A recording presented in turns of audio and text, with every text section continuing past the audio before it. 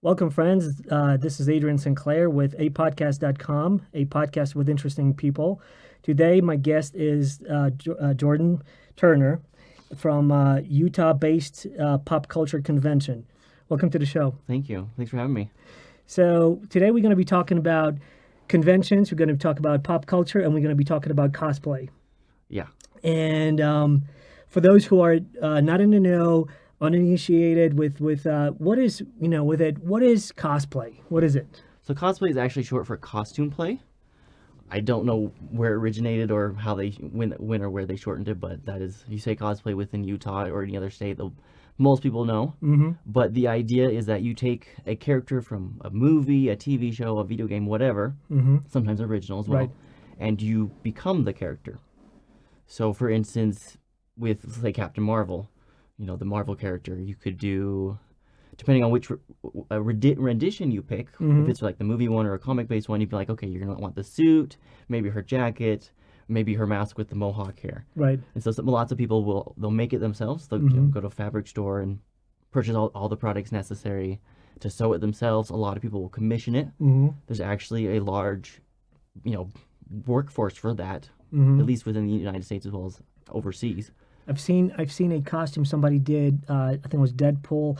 The guy spent like thousands of dollars, but it was like it looked like a legit copy. I mean, it looked real. It looked Oh, like yeah. taken from a movie set. So clearly, some people pushing it all the way, right? Not Yeah. really getting into it. Yeah, if you had to categorize it, there's like the beginners, the pros, the amateurs, and those Mhm. type of things. Right. There are lots of people who classify themselves as professionals, and they're the ones that do the modeling. They go to the different conventions they get paid to go as Mhm. guests, and they sign their photos and all Right. that stuff. So, for those who may like, what do you think of people like? What's your take on people that think of like cosplay, like grown-ups, dressing up as superheroes? Like, what is your take on that? I'm a cosplayer myself, so I'm right in the fray. But I do know that depending on where you go, it's that type of reaction. Right. Like, you're doing what? You're who now? Yeah. But then other people are like, oh yeah, that's great costume. I love the stitch work, or Mhm. I love that you did this, or you tweaked it in this way to make it your own type of thing. Right. Right. So, what made you start this convention, pop culture convention in Utah? I mean, what can you go back in memory and you're in like, you know what? I think that would be a great idea. Let me do it. Like, what precipitated it? Yeah. So I've told the story multiple times, so it's like always there in the forefront. But so it was 2015. I was newly married a couple months with my wife. Somehow I found about this little event in Vernal, Utah. I don't know how familiar you are with Vernal, but it's this kind of a podunk small type town that whenever I've said Vernal, some people who know about it, they're like, really? Like, there was an event in Vernal? Yes, there was. So somehow I found out about it, and at that time I was making card games. Mm-hmm. So I bought a whole bunch. I made a very rudimentary Beast Boy outfit from Teen Titans, Mm-hmm. which was actually based off of a fan rendition. So it wasn't the original character in the original outfit. So I did the best I could with time and supplies. And my wife and I went. It was a single day. And I had my booth. There was maybe 5 or 6 vendors total. Mm-hmm. But I loved the experience. I loved the opportunity to be able to be Beast Boy in this case, be someone else, Mm-hmm. and just kind of learn about the environment. Because at the time, I wasn't in the mindset, oh, I'm going to make a convention. Right. It was more of, I'm here to sell my games. I Mhm. want this to become my business line. Right. Well, flip the coin over. It became Pop Culture Convention. Right. So after the event, it kind of, reflecting on it, and I was thinking, well, if the host could do this small of event that, in my eyes, was successful, Right. why couldn't I do it? Right. Right. So, and at that time, my wife and I were in Cedar City, Utah, which is southern Utah. Mm-hmm. We were going to school, and I tried to connect with the university there to get it going, and Mm-hmm. nothing happened. Fast forward a handful of months to 2016, Mm-hmm. we lived in Utah County, Mm-hmm. so mid-northern Yeah. Utah, and I was like, you know what, I'm gonna do this. Mm-hmm. So I found a spot down in Spanish Fork on the fairgrounds, and there it is. We had 11 exhibitors, Mm-hmm. 11 attendees, and here we are in 2020, going on 2 days now, with possibly 11 celebrity guests. Year one, we had 0. We'll get to that. Yeah. I just want to give you props. I want to give you props for referencing Teen Titans because you're a father. I'm a father, and my daughter's 4.5 right now, and it's like she loved Teen Titans, and it's like Teen Titans. So like props for that. The original or the Go? Oh gosh, you know what? Okay, you got me now. I don't know. Is it the more cartoony style? Or I think it's the more cartoony then style. that's Teen Titan Go. Yeah. Yeah. There's a fissure between the two. The same But- with Transformers, man. Yeah. I'm from the Transformers era, you know. So. My son loves the Rescue Bots Academy that's on Netflix. I saw that one. Yeah, It's really good too. It is good. It is good. It's always kind of like, even like on Netflix when I'm popping something up, I'm like, is this gonna be good for my daughter? Like you still gotta kind of pre-screen it, like see if Yeah. if it's gonna be too flashy, maybe some violence and stuff. So you still gotta filter it out. But props for that reference. And so you started that convention, and when you were starting it, and you were like projecting like how is it going to look like, right? How is it going to be when it's going to be done, and versus how it turned out to be now? How are those two different? So I don't know if I had a vision. So it's sad to say, but I just remember the day of my wife was pregnant with our child, like 8 months. Like the next month he was born, so she wasn't able to do much because of pregnancy, right? And I was running around with my head chopped off like a chicken type thing, because it was literally myself and my wife at the start. I didn't have the team that I have now, and so I'm like, oh, what do I do? This has to be perfect. I have to, this has to go there. All these tables have to be set up, and like, how do you advertise? Huge learning curve for myself. And now that we're in 2020 and my team has grown from essentially me, because my wife's kind of on the backside. She's like, oh yeah, no, yes, no type of thing. You know how wives are. Yeah. And with 2020, it's like, okay, we've expanded to 2 days. We have more guests than we've ever had ever, and it's just like this has got to be it. So my end goal. So I didn't think of this from day one, but later on, reflecting on stuff, my end goal is to get to the size of the larger events. Right. Like there's one here in Utah that is fairly large. There's one down in California as well. It'd be great to get the one to California, but that's kind of crazy. Right. They're always busy, always booked type of thing. But for now, we're at a good size. Well, don't sell yourself short, because you never know. I mean, Yeah. clearly there's interest because year after year, your convention has grown. There's more Yes. people coming in. This year, you said how many vendors will be attending? As of today, because this might change Yeah. by the end of the week, but as of right now, we can fit up to 47 vendors. Perfect. Wow. hmm Nice. We'll nice. see what it is, come Monday.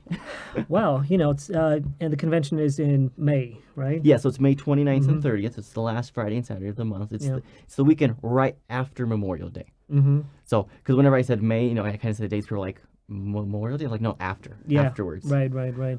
I made the mistake of Smart having... move. Yeah, I was gonna say, yeah. One year I did on Father's Day. Mm-hmm. That's a bad move for Utah, because people love to celebrate their fathers here in the state. Yeah. So That's smart. So let's talk about you for a second. Who is Jordan Turner? who am I? Yeah. So I originate from Washington State. I moved down to Cedar City for school in, I think I was 2012, and met my wife in 2014, 2015, around there, and we got married. I graduated, and then we stayed for a little bit, and we moved up here into Utah County, and we stayed since. My son was born down in Payson, Utah, at the hospital, and we're actually expecting number 2. Ah, congratulations. Yeah, thank you. So our family is growing, and her family lives in Harriman. My parents are down in Spanish Fork, so it's just kind of, we've just stayed, and it's been great. Yeah, it's gorgeous over here. Yeah. Before we started this podcast, I told you a little bit about myself and how we moved over here from Maryland, and it's just so gorgeous over here. It's just like it's a different lifestyle than East Coast, and it's just wonderful. As you were saying that you're gonna have number 2 baby coming out, I'm like, sure you're gonna have like little costumes for it. Oh yes, even my firstborn, we do We do costumes. He likes costumes himself. Right. He's a huge fan of the Right. TV show PJ Masks. Mm-hmm. So he calls himself Gecko. Yeah. So we have a Gecko outfit. Familiar for him. with that one too. I'm Yeah. familiar with Yeah, PJ so Masks. That's all he is. We even just last night he put his costume on and he wanted to climb the wall. So, as a father, it's like, okay, let's Right. climb the walls and Yeah. jump type of thing That's like the right. character does. That's the funny part about kids, like when they watch something and sometimes they think they do have those superpowers, like, oh yeah, I'm Gecko, I'm gonna climb the walls, yeah. You do all the moves, all No, the skills, no. yeah. Maybe camouflage. Try that one first, If he can pull that off, I will be very surprised. So, what are you into in terms of like? So you're a cosplay. Was it cosplay player? Cosplayer? Cosplayer. Cosplayer. Yeah. So cosplayer. What are you like? Which either genre or which universe or which what is it that you're into in terms of costumes? Cosplay? Yeah.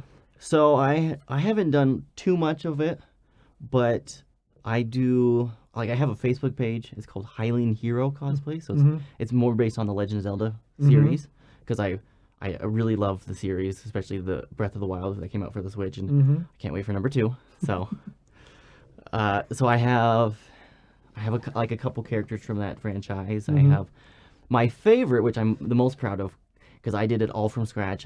My wife didn't help me or anything. Is my Peter Pan outfit. Okay, Peter Pan. Okay. Yeah. So I based it off of more on the cartoon version, Right. and a little bit of the Disneyland park version.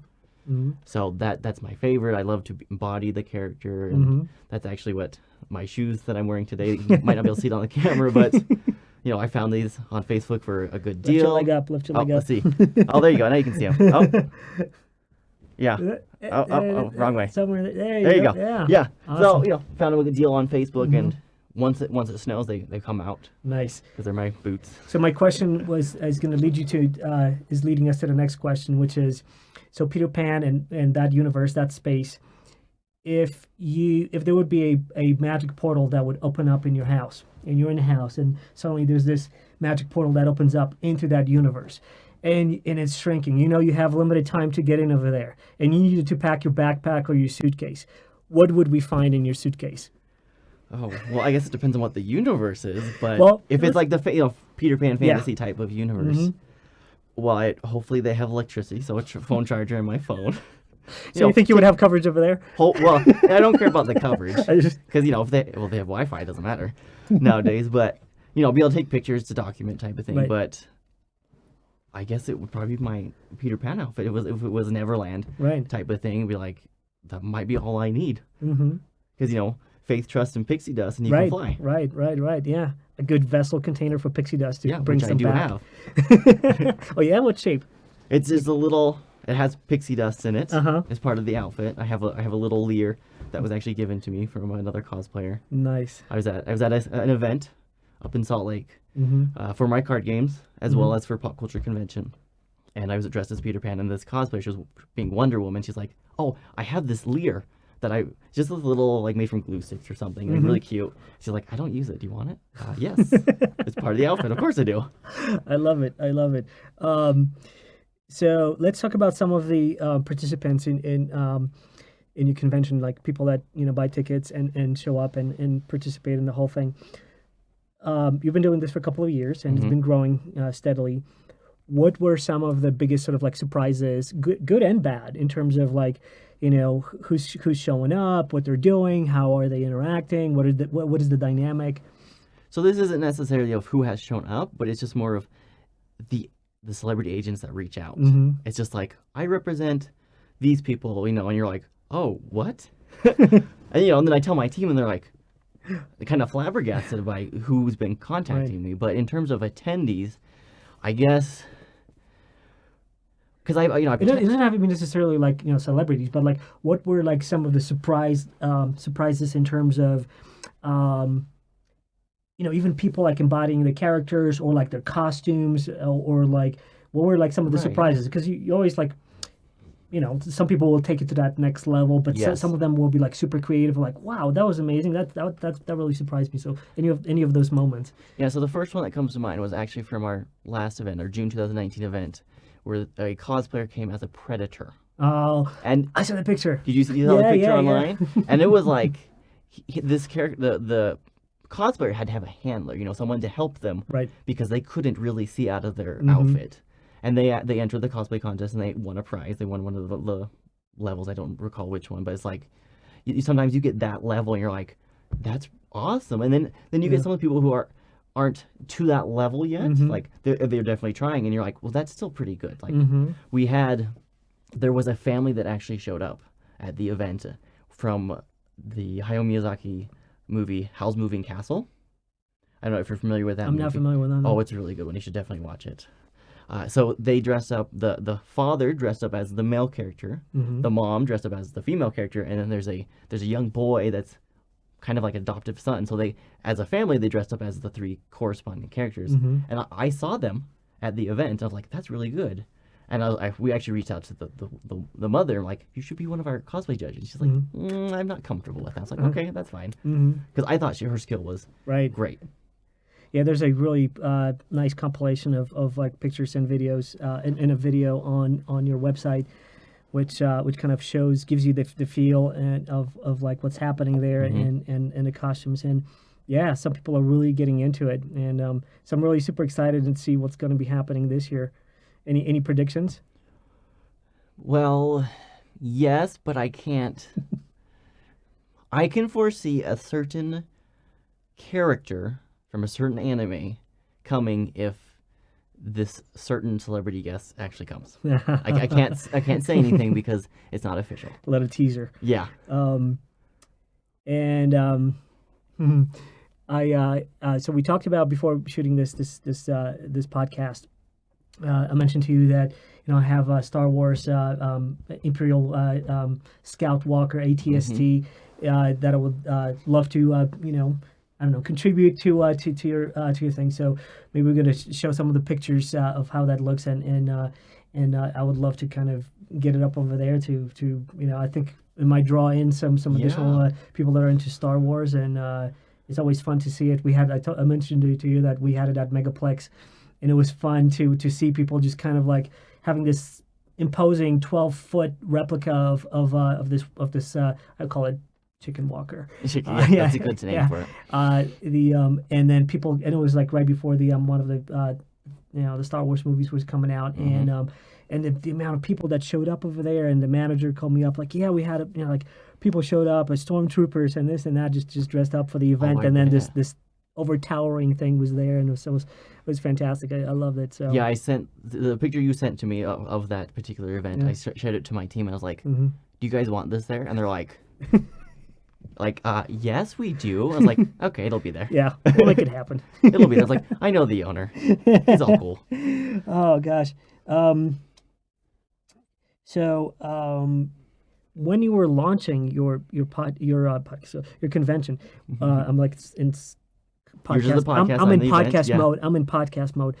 When you were launching your convention, year after year, as you were organizing that, and what were some of the obstacles that you found and you kind of overcame or didn't overcome, and like how, what were some of the things that led up to growing this event, and some of the obstacles that you got on the way?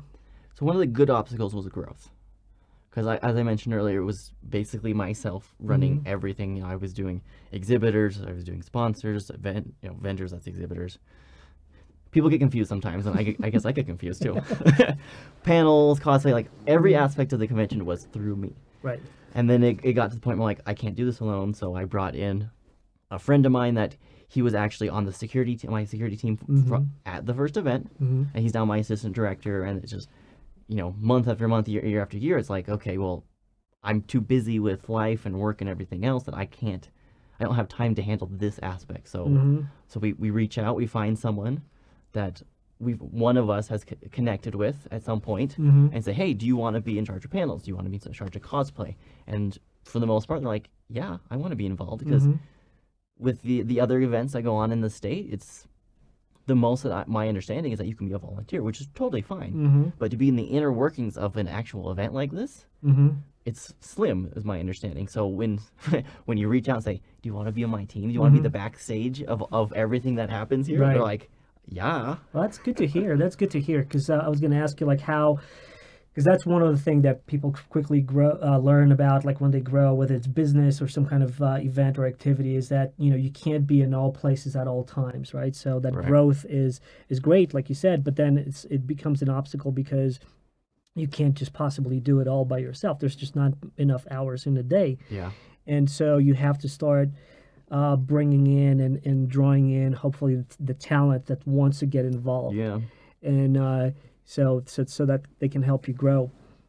Did you find that those people that got involved, they were enthusiastic? Because sometimes what happens is people get enthusiastic initially and then they just kind of fizzle out. How was your experience with that?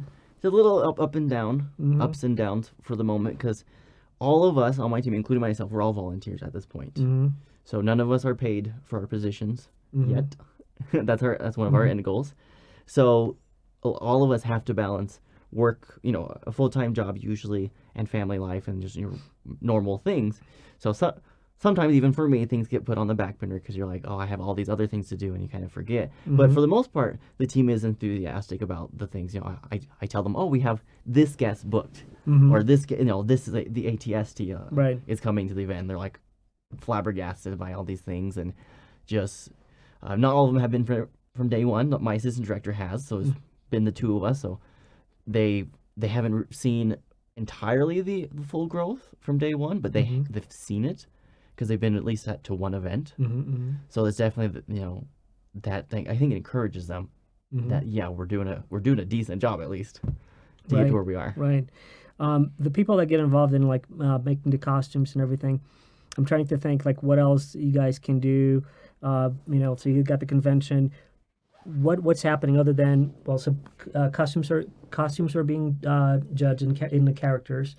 What else is happening at the convention over there? So we have our cosplay contest, as you mentioned, and that is I guess I should put a little caveat is we're doing pre-registrations online. So in order to be in the contest, you have to pre-register. Right. You could show up on the Friday of the event, and if there's a spot, you might be able to get in. But I'm not going to guarantee anything because that's up to the judges and my director. Right. So we have that for the judging and then the contest itself on the Saturday.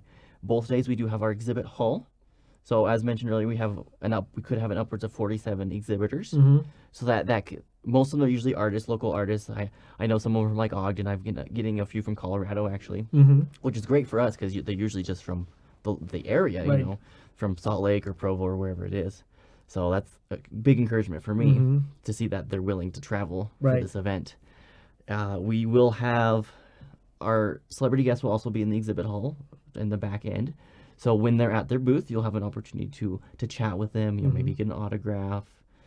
We're gonna do photo ops with most of them, so you'll have an opportunity to purchase that. Get your little time slot to go and to get your photo taken with them, and then they can sign it afterwards if they are willing. Because each celebrity has their own terms and conditions, of course. Right. Yeah, I don't get to set those. Then we have so we were taking up the entire third floor of the Utah Valley Convention Center, which is in downtown Provo, Utah. So we have 2 rooms that are dedicated towards panels, or in some other events they're called keynotes or presentations. I haven't looked at all of the approved panels, but from what I can recall is we definitely have there's a local author. She's going to come and present on I think like fairy tales or something, with fairies and magics and stuff like that. There's some podcasters actually are coming and doing kind of like a 101, like how do you get started in podcasting and streaming? Yeah.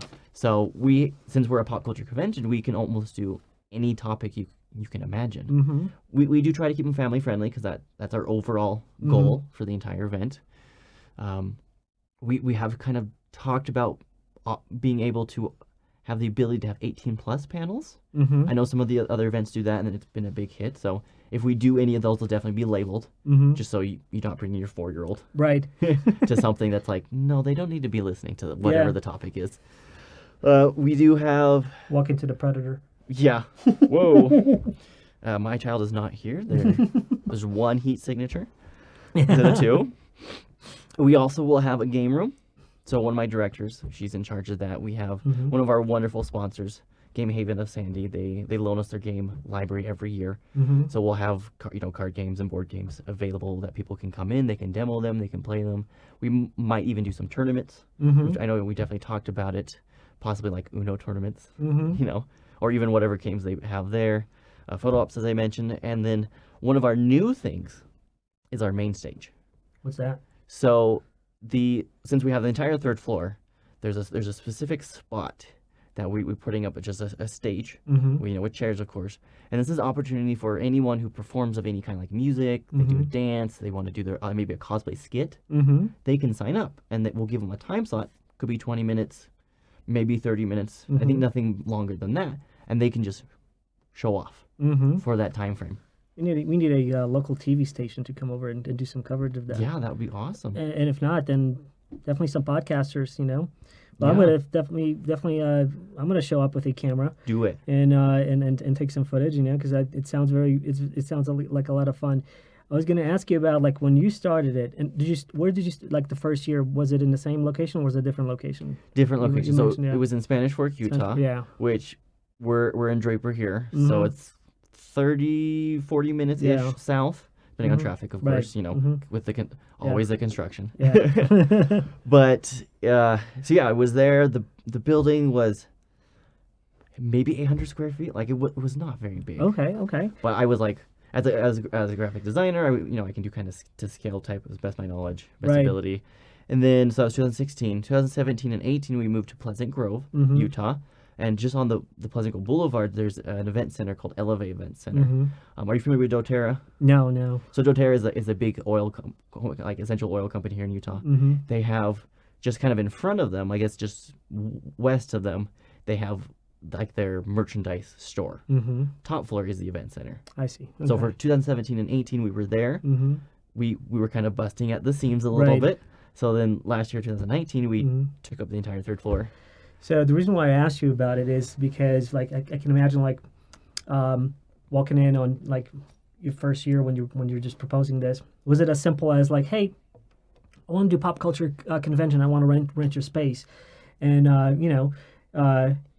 you're a young man and you walk in over there with that, hey, and they're like, or was it just, oh yeah, sure, no problem, walk in. How was it? How was it? Here's how much it is. Yeah.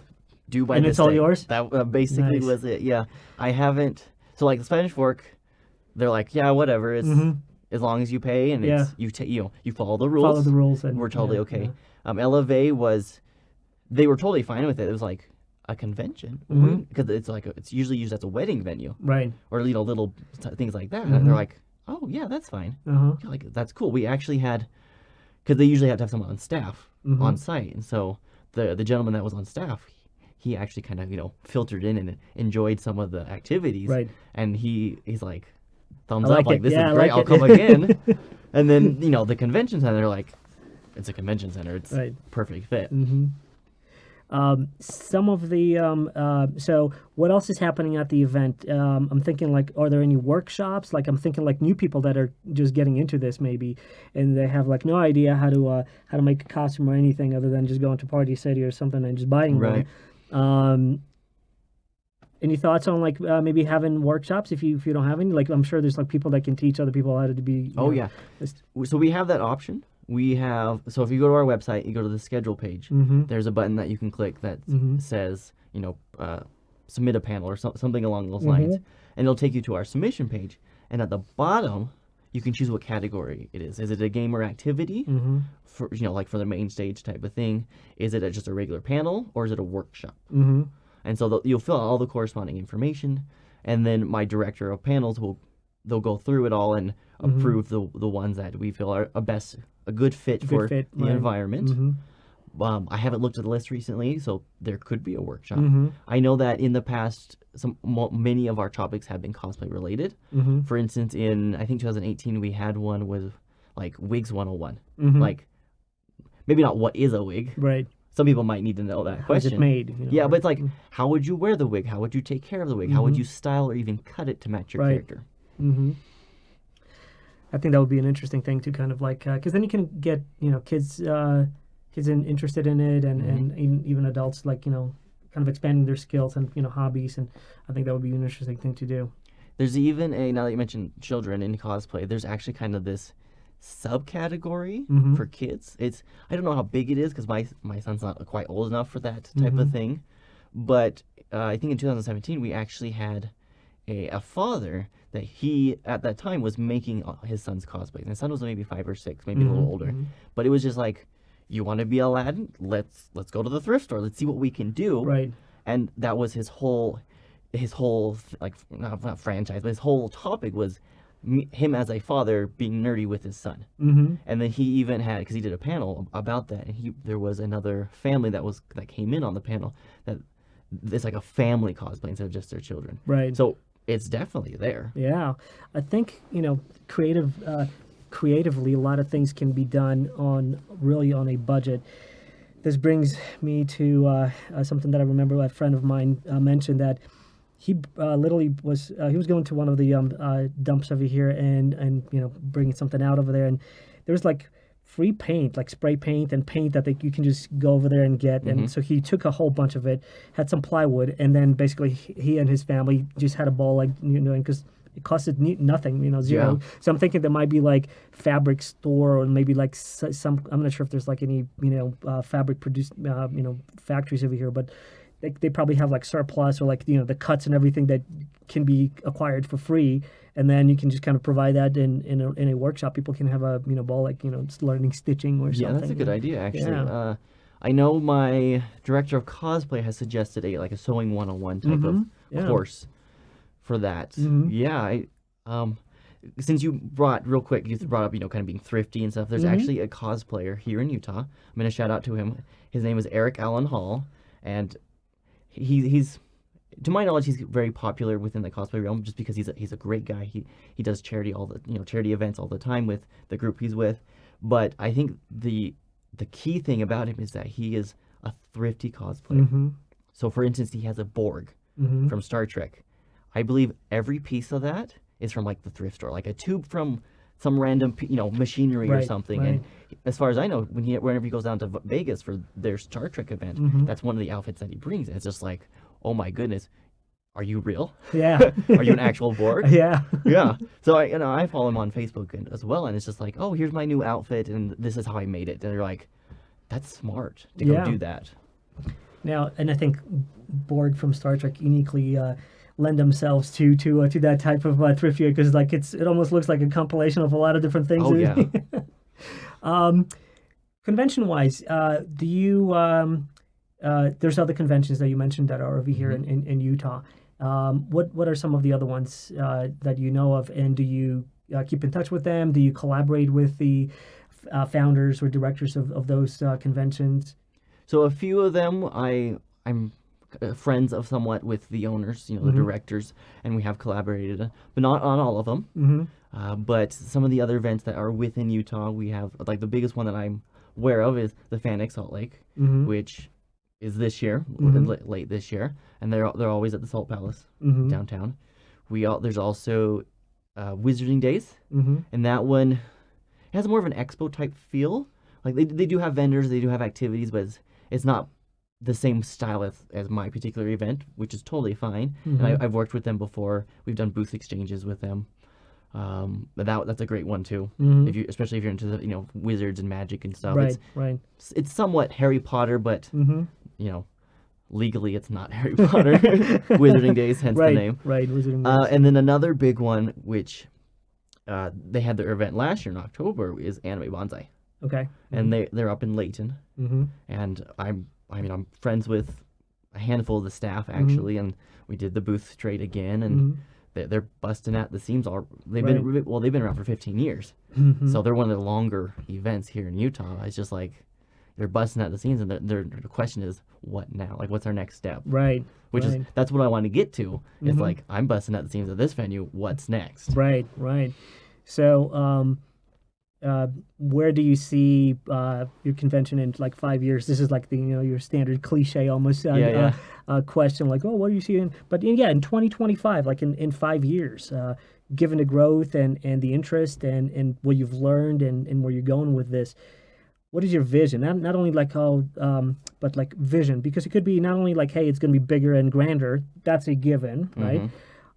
But how are you going to tweak it? How are you going to maybe mold and change and shift some things around? What is your vision? So in 2025, it's 1 year shy of our 10th year anniversary. But I guess we're kind of already doing what your question is about, because our event is, as I mentioned, is we try to gear it towards families, like family friendly as best as we can do. And as we are somewhat of a smaller event, comparatively, we're a little bit more of an intimate setting. So, for instance, that this our 2019 event, we had he was an actor, Bill Blair, and you may not be familiar with him, but he holds the Guinness World Record for most aliens portrayed. Wow. Because he's always in makeup, he's always in prosthetics. So you wouldn't really recognize him as himself. Right. But he was one of our guests this last year. And just, talking to him, talking to our attendees, it's very much along the lines of like, this is great because the people our attendees had an opportunity to just sit and chat with him, right. for however long they really wanted. And in some of the bigger events, it's harder to do because there's so many people that are trying to say hello, shake hands and stuff like, oh, I love your art, your work, I love your character, so on and so forth. But in our event, it's a little bit more intimate, as I mentioned, because you have the opportunity to get to know the person. Right. And I think that's in part what I'm like super interested in, which is getting to know people and learning from them. And that's kind of like the theme for this podcast, which is, listen, learn, and share. And that's why I love these kind of longer form podcasts where we get to talk, a podcast and YouTube, video. I'm going to be uploading everything to YouTube because you get to know someone, right? It's not like these snippets of well polished, like I got 15-minute TED talk for you and I'll deliver and then I'm out, like you get to really get to know someone and understand like where they come from and like how what shaped them and where they are at and what's happening. So I really love that. Yeah, so by 2025, I hope we can continue that type of thought process, that kind of philosophy, if you will, of the more intimate, even if we get who knows how many people, and hopefully it'll never feel like sardines in our event. Right. But that's a good. Well, you can. That's a good thing. That's a good problem to have. But yeah, that's my wish, is that you as intended, you can come up, you can walk up to the celebrity guest and have a meaningful conversation with that person. And I think thus far, I've done a great job of picking and choosing the guests, because I do handle all the guest liaisons and contacting agents and so on and so forth. Right. And you'd have to ask the attendees for sure, but from my perspective, I'm like, these are great people. So let's keep it up. So who is like your dream, maybe not, let's not even lock ourselves into one person, but like a dream celebrity guest they would love to have? Guest or guests? How about three? Three? Okay. Yeah. Well, this one I mentioned to you the other day when we did our first, conversation, was Jim Henson from, the Muppets. If, if I had a magic wand, as you asked, if I had a magic wand and I could just have him appear for even just an hour, right? I think it would be fabulous, because him as an individual, because all the good things you hear about him and his company, and just, everyone loves the Muppets. And just the legacy he has left behind, and that I'm presuming his company and his relatives have continued. So that's one. I would well, that's a hard question, actually. Number two. Let's put you on the spot. Yeah. Let me think. Because when it comes to guests, I think more of for the attendees rather than myself, because I have met a few celebrities in my career, and it's like, oh, they're normal people. Like, you think they're all and mighty, and some may act that way, unfortunately. Yeah. But for the most part, you're just like me. You're a human being. Yeah. You're just working, type of thing. So. And those enlightened ones, I should say, are the ones that are trying to maintain that, humility and being hey, I'm just a person, like maybe, some of my talent, but maybe circumstance and timing, which is what got me into celebrity, and a lot of hard work, I'm sure, as well. But it's like, if they can still have that touch, they are not like this separate, almost breed of people. Like, they're there for the people, not the money. Right. Yeah. That's why when you see like Comic Cons or other cons where you have celebrities show up, like I feel like they want that connection back. Obviously for like maybe even security reasons or whatever, they need to have some boundaries, right? Oh yeah. Right, so people just don't jump them. But you can watch videos of that online when celebrities go out in public. It's ridiculous. So for the second option number two, the first name that came to mind was Mark Hamill.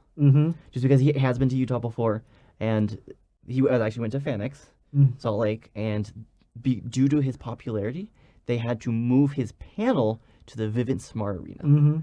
I don't know how familiar you are with that size. Not at all, but yeah. It's Actually, no. it's an I rode arena. by it. Yeah, Yeah, it's huge. It's huge. Yeah, 'Cause that's usually- where concerts happen. Yeah, Yeah. because usually they'll put their big guest, the Mhm. most popular guest, Right. on the ballroom, Mm-hmm. and that's huge too. So Right.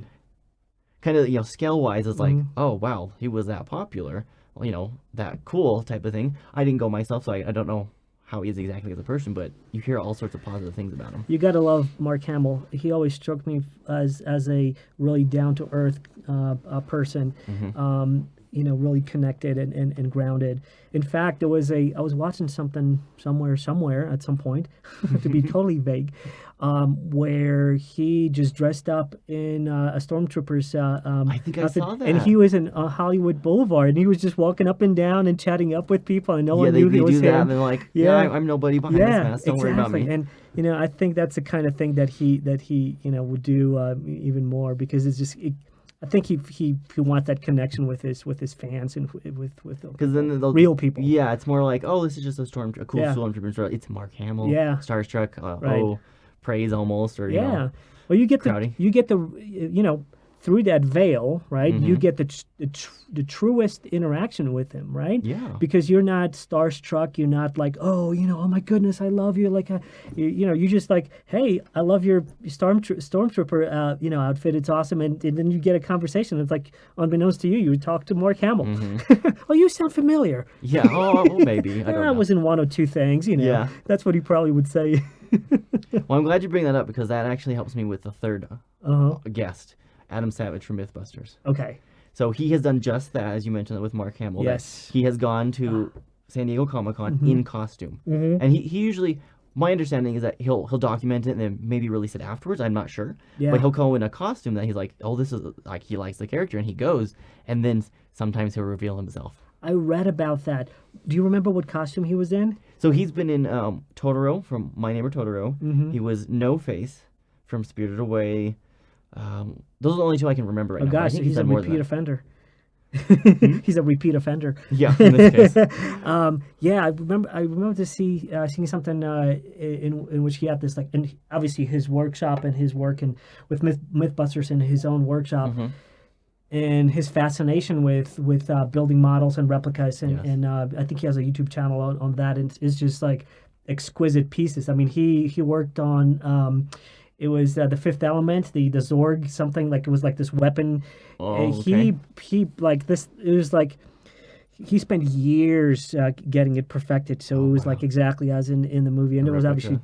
obviously multiple different props, but it was just amazing. So yeah, that would be a great guest. That would be a great Even guest. if I he would just almost came as admired him. on a panel, like a 1 hour panel, we would have to find the biggest space available down Yeah. in Provo, which is probably at the university, one of their stadiums or something. But this is like, if he came, I'm gonna guess it might be a kind of like a Mark Hamill type reception. Just Yeah. huge.